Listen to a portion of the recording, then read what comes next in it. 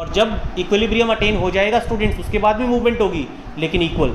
जितना सोल्ट उधर जाएगा उतना ही सोल्ट इधर आएगा, यानी इक्विलिब्रियम अटेन होने के बाद भी मूवमेंट होती है, लेकिन जितनी बाहर की तरफ होती है मूवमेंट उतनी ही अंदर की तरफ होती है, इसलिए उससे कोई फर्क नहीं पड़ता। आगे आता है, अगर किसी एनिमल या प्लांट सेल को शुगर या सॉल्ट सॉल्यूशन में डाल दिया जाए या फिर पानी में डाल दिया जाए तो क्या होगा। अब इसी चीज़ को हम डिस्कस करेंगे यहाँ पे हमारे पॉइंट नंबर 1, 2 और 3 में। यहाँ पे आपको 3 तरह के सॉल्यूशंस के बारे में बताया गया है। हाइपोटोनिक सॉल्यूशन क्या होता है, आइसोटोनिक सॉल्यूशन क्या होता है और हाइपरटोनिक सॉल्यूशन क्या होता है। इन चीज़ों के बारे में हम यहाँ पे पढ़ने वाले हैं। तो चलिए डिस्कस करते हैं।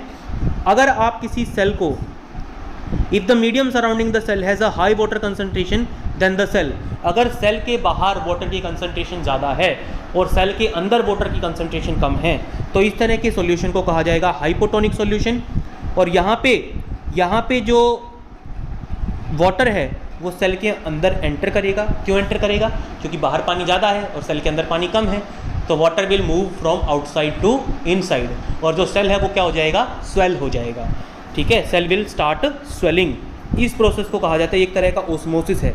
It is a type of osmosis, और इस ओस्मोसिस को कहा जाता है endosmosis, because water is entering into the cell, so this type of osmosis is called endosmosis. Cell के लिए एंडोस्मोसिस है। ठीक है, तो ज़्यादा पानी सेल के अंदर एंटर करेगा और काफ़ी कम पानी सेल के अंदर से बाहर आएगा। तो ऑल टुगेदर क्या होगा, सेल को पानी मिलेगा और सेल क्या करेगा, स्वेल अप करेगा। ठीक है, और इस तरह के सॉल्यूशन को हाइपोटोनिक सॉल्यूशन कहा जाता है और प्रोसेस को एंडोस्मोसिस कहा जाता है, और इसमें सेल स्वेल करता है। इसका एग्जांपल क्या है, अगर आप किसी मतलब मान लीजिए छोटा सा एग्जांपल है, अगर आप अपने घर के अंदर जो छोले हैं, जो सफ़ेद चने हैं, उनको पानी में भिगो देते हैं तो वो फूल जाते हैं। क्यों फूल जाते हैं? क्योंकि पानी उनके अंदर एंटर कर जाता है, इसलिए वो फूल जाते हैं। आगे आता है अगला है आपका आइसोटोनिक सॉल्यूशन। आइसोटोनिक बहुत ही सिंपल सा है। अगर वाटर की कंसंट्रेशन सेल के अंदर और सेल के बाहर बराबर है, तो जितना वाटर सेल से बाहर गिरेगा उतना ही वाटर सेल के अंदर आएगा।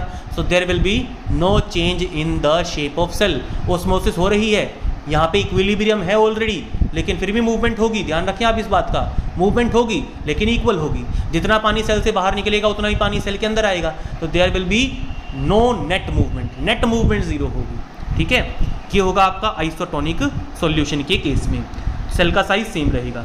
तीसरा केस है आपका, आप समझ ही गए होंगे, हाइपरटोनिक सॉल्यूशन। अगर सेल के अंदर पानी ज़्यादा है और सेल के बाहर वाटर की कंसंट्रेशन कम है, तो water will start coming out of the cell. इस सॉल्यूशन को कहा जाएगा हाइपरटोनिक सॉल्यूशन। इस ऑस्मोसिस को कहा जाएगा एक्सोस्मोसिस, और इस प्रोसेस में जो सेल है वो क्या करेगा, श्रिंक करेगा, सेल सिकुड़ जाएगा। तो ऑस्मोसिस एक स्पेशल केस ऑफ डिफ्यूजन है। अब यहाँ पे इसने एक एक्टिविटी बताई है, इस एक्टिविटी में यही काम करना है। एग लेना है आपको, अंडा लेना है।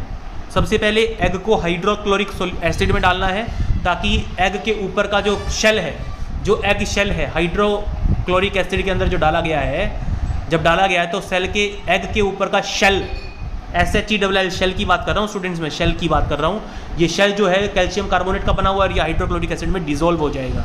उसके बाद इस डी शेल्ड एग को, शेल को निकाल दिए गए एग को आप पानी में रखें, प्योर वाटर में रखेंगे 5 मिनट की तक, तो आप ऑब्जर्व करेंगे कि एग जो है वो स्वेल अप हो जाता है। क्यों? क्योंकि बाहर पानी ज़्यादा है, अंदर पानी कम है। Water will move into the egg and the egg will swell up.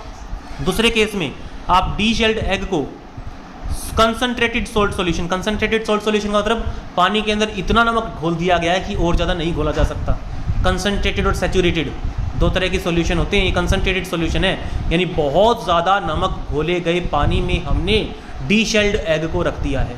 अब की बार पानी बाहर, वाटर की कंसंट्रेशन बाहर तो क्या है, कम है, और एग के अंदर ज़्यादा है, तो water will start moving out of the cell and the egg will shrink. ये होगा यहाँ पे। बिल्कुल यही एक्सपेरिमेंट आप ड्राइड रेजिन्स और एप्रिकॉट्स के साथ भी कर सकते हैं, तब भी यही होगा। ठीक है, आगे देखिए, आगे इसने क्या बताया है, यूनिसेल्युलर फ्रेश वाटर ऑर्गेनिजम्स, यानी फ्रेश वाटर के अंदर पाए जाने वाले सिंगल सेल ऑर्गेनिजम्स ओस्मोसिस के जरिए ही वाटर का मूवमेंट करवाते हैं। उनको भी पानी चाहिए होता है। ठीक है, ओस्मोसिस के जरिए ही उन प्लांट्स की रूट्स वाटर को एब्जॉर्ब करती हैं। डिफ्यूजन बड़ा इंपॉर्टेंट होता है गैसेज और वाटर के एक्सचेंज करवाने के लिए। इसके अलावा सेल वाटर और गैसेज के अलावा सेल अपने आसपास के एनवायरनमेंट से न्यूट्रिशन भी ऑब्टेन करता है, फूड भी ऑब्टेन करता है। अलग अलग तरह के मॉलिक्यूल्स सेल के अंदर और बाहर जाते रहते हैं।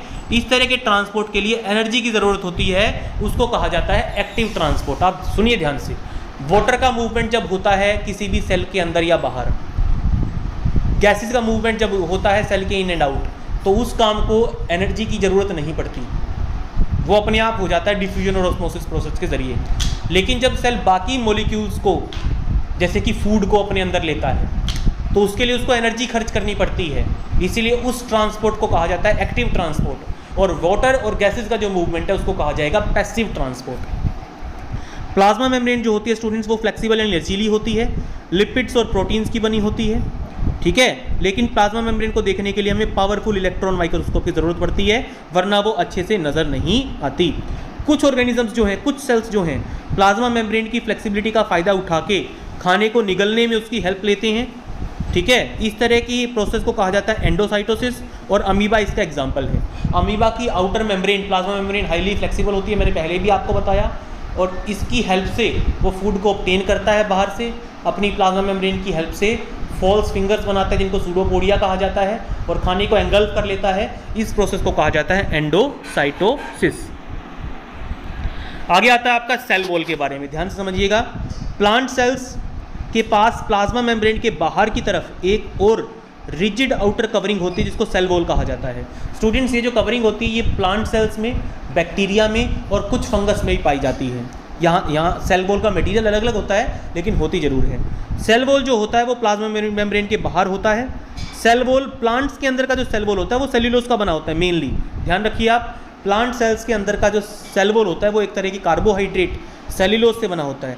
सेल्यूलोज एक तरह का कॉम्प्लेक्स कार्बोहाइड्रेट है और प्लांट्स को स्ट्रक्चरल स्ट्रेंथ प्रोवाइड करता है, मजबूती प्रदान करता है। जब भी किसी लिविंग प्लांट सेल्स ऑस्मोसिस के ज़रिए पानी को लूज़ करता है तो जो सेल के कंटेंट्स हैं वो कॉन्ट्रैक्ट हो जाते हैं, सिकुड़ने लगते हैं, सेल वॉल से दूर जाने लगते हैं। इस प्रोसेस को कहा जाता है प्लाज्मोलिसिस। देखो क्या होगा, मान लीजिए आसपास के पानी में, मान लीजिए पानी है, बीकर के अंदर पानी भरा हुआ है, इसके अंदर मैंने एक प्लांट सेल को डाल दिया।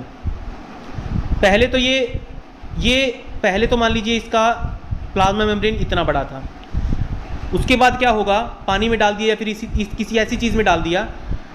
जब पानी में डालने के बाद क्या होगा, ये फूलने लगेगा, प्लाज्मा मेम्ब्रेन पानी को एब्जॉर्ब करने लगेगा और ये फूलने लगेगा। मान लीजिए इसी प्लांट सेल को मैं डाल देता हूँ, सॉल्ट सॉल्यूशन में डाल देता हूँ मान लीजिए, तो क्या होगा, ये जो अंदर वाले सेल कंटेंट्स हैं ये सिकुड़ने लगेंगे और छोटा होने लगेगा, प्लाज्मा मेम्ब्रेन और छोटी होने लगेगी। तो इस छोटा होने प्लाज्मा मेम्ब्रेन को सेल वॉल से दूर जाने की प्रोसेस को प्लाज्मोलिसिस कहा जाता है। आगे आता है एक्टिविटी 5.6। एक्टिविटी 5.6 में हमें प्रूव करना है कि जो ऑस्मोसिस की प्रोसेस है वो लिविंग प्लांट सेल्स ही करते हैं, डेड प्लांट सेल्स ऐसा नहीं कर पाते। तो आपको क्या करना है, रोयो जो लीफ है, रोयो प्लांट होता है, डेकोरेटिव प्लांट होता है, अक्सर हमारे घरों में मिल जाता है, ठीक है। इसके पार्ट्स काफ़ी प्रोमिनेंट होते हैं, काफ़ी आसानी से इसके शेल को बनाया जा सकता है, मतलब इसकी स्लाइड को बनाया जा सकता है, इसलिए हमने यहाँ पे रोयो लीव्स लिया है। तो एक रोयो लीफ लीजिए, ठीक है, और उसकी एक पील निकालिए, उसका एक छिलका निकालिए और उसकी एक ग्लास स्लाइड बनाइए, ठीक उसी तरीके से जिस तरीके से मैंने आपको एक्टिविटी 5.1 में समझाया था। अब आप उसको माइक्रोस्कोप में ऑब्जर्व कीजिए तो आपको छोटे छोटे ग्रीन कलर के दाने नज़र आएंगे। उन दानों को कहा जाता है क्लोरोप्लास्ट। वो क्लोरोप्लास्ट ग्रीन कलर के होते हैं क्योंकि उनके अंदर क्लोरोफिल होता है। क्लोरोफिल के बारे में आप समझ चुके होंगे, आपको छोटी क्लासेस में पढ़ाया जा चुका है कि प्लांट्स क्लोरोफिल की हेल्प से अपना फूड प्रिपेयर करते हैं। अब आप इस रोयो लीफ को शुगर या सॉल्ट सॉल्यूशन में डालिए, ठीक है, 1 मिनट के लिए वेट कीजिए और फिर इसको बाहर निकालिए और फिर से ऑब्जर्व कीजिए। इस बार आप ऑब्जर्व करेंगे कि रोयो लीफ के जो सेल के कंटेंट्स हैं वो सिकुड़ जाएंगे। सेल वॉल उसको डैमेज नहीं होने देगी, सेल को बचा लेगी, लेकिन उसके सेल के अंदर के जो कंटेंट्स हैं वो सिकुड़ जाएंगे। There will be shrinkage of the cell contents away from the cell wall. Plasmolysis हो जाएगी रोयो लीफ की सेल में, ठीक है। ये हमारा ऑब्जर्वेशन होगा इस केस में। अब दूसरी रोयो लीफ लीजिए, उसको बॉइलिंग वाटर में रख दीजिए। जब आप उसको बॉइलिंग वाटर में रखेंगे ना स्टूडेंट्स, तो वो सेल डेड हो जाएगी, उसकी सेल वॉल ब्रेक हो जाएगी, सेल के अंदर के कंटेंट्स भी डेड हो जाएंगे, यानी वो नॉन वर्किंग सेल बन जाएगी। अब उस सेल को सॉल्ट सॉल्यूशन या शुगर सॉल्यूशन में रखिए तो इस बार वो श्रिंक नहीं होगी, ठीक है, इस बार उसका वाटर कंटेंट बाहर नहीं निकलेगा। तो इस एक्टिविटी से प्रूव होता है कि ऑस्मोसिस जैसा जो काम है वो लिविंग सेल्स ही करती हैं, डेड सेल्स नहीं कर पाती हैं, ठीक है। तो सेल वॉल्स जो होते हैं वो प्लांट्स, फंजाई और बैक्टीरिया को वेरी डाइल्यूट सॉल्यूशन को विदस्टैंड करने में हेल्प करते हैं। देखिए मैं आपको समझाता हूँ, ध्यान से समझिएगा इस बात को, ये आपसे एग्जाम में भी पूछा जा सकता है कि सेल वॉल किस तरीके से हेल्प करते हैं सेल कंटेंट्स की। देखिए मान लीजिए आप किसी प्लांट सेल को वाटर के अंदर रख देते हैं या किसी वेरी डाइल्यूट का मतलब जिसके अंदर पानी बहुत ज़्यादा है, डाइल्यूट का मतलब होता है पानी ज़्यादा होना। आप किसी वेरी डाइल्यूट सॉल्यूशन में अगर आप उसको रख देते हैं तो वो वाटर को एब्जॉर्ब करेगी, सेल की कंटेंट्स फूलने लगेंगे और एक पॉइंट ऐसा आएगा जब सेल फूल के फट जाएगा, बर्स्ट हो जाएगा। तो वो काम सेल वॉल नहीं होने देता। क्यों? क्योंकि वो सेल के ऊपर प्रेशर बनाए रखता है, वो सेल के ऊपर प्रेशर बनाए रखता है। जितना प्रेशर वाटर एब्जॉर्ब करने के बाद सेल के कंटेंट्स डालते हैं सेल वॉल के ऊपर, उतना ही प्रेशर सेल वॉल भी डालता है। यानी सेल वॉल मजबूती प्रदान करता है सेल कंटेंट्स को, प्लांट सेल्स को, और उनको प्लांट सेल्स को बर्स्ट नहीं होने देता, वो चाहे जितना भी पानी क्यों ना एब्जॉर्ब कर लें। जब सेल स्वेल होता है, सेल के अंदर प्रेशर बिल्डअप होता है, तो सेल वॉल भी उतना ही प्रेशर एक्सर्ट करती है जितना कि सेल के अंदर का पानी एक्सर्ट कर रहा है, जितना कि सोलन सेल एक्सर्ट कर रहा है। और इसी वजह से जो सेल्स होते हैं वो बर्स्ट नहीं होते। अब आप सुनिएगा, एक और क्वेश्चन बनता है यहाँ पे, इसीलिए जो एनिमल सेल्स होते हैं उनके मुकाबले प्लांट सेल्स ज़्यादा डाइल्यूट सॉल्यूशन को भी विदस्टैंड कर सकते हैं। कैसे? मान लीजिए आपने ह्यूमन चीक सेल लिया, आपने उसको पानी के अंदर डाला, और आपने एक प्लांट सेल लिया, उसको पानी के अंदर डाला, तो एनिमल सेल पानी को एब्जॉर्ब कर करके फट जाएगा, लेकिन प्लांट सेल नहीं फटेगा। क्यों? क्योंकि सेल वॉल उसको मजबूती प्रोवाइड करेगा, रिजिडिटी प्रोवाइड करेगा, उसको प्रोटेक्ट करेगा। तो स्टूडेंट्स, आशा करते हैं आपको ये वीडियो पसंद आया होगा। आगे का चैप्टर हम कंटिन्यू करेंगे पार्ट 2 वीडियो में। प्लीज़ आप इस वीडियो को लाइक और शेयर जरूर कीजिएगा, कमेंट सेक्शन में अपने विचार जरूर व्यक्त कीजिएगा, और अगर आपने अब तक चैनल को सब्सक्राइब नहीं किया है तो कर दें चैनल को सब्सक्राइब और दबा दें नोटिफिकेशन बेल आइकन को, ताकि जैसे ही कोई नया वीडियो अपलोड हो तुरंत आप तक उसकी नोटिफिकेशन पहुँच जाए।